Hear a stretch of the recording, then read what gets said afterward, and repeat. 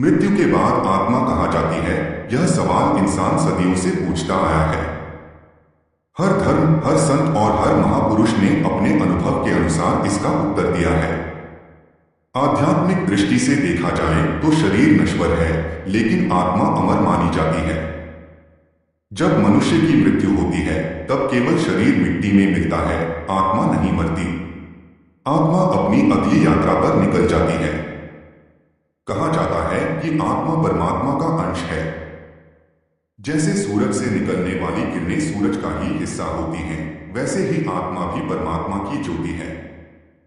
जब इंसान जन्म लेता है, तब आत्मा शरीर में प्रवेश करती है और शरीर जीवित हो जाता है।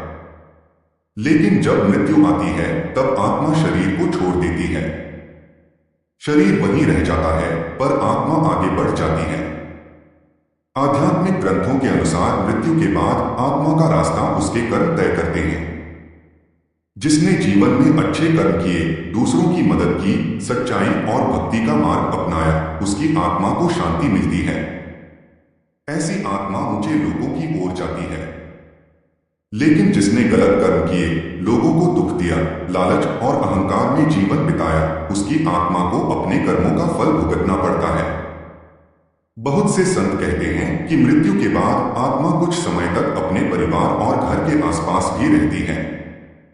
उसे समझ नहीं आता कि उसका शरीर अब समाप्त हो चुका है। धीरे धीरे उसे अपनी स्थिति का एहसास होता है।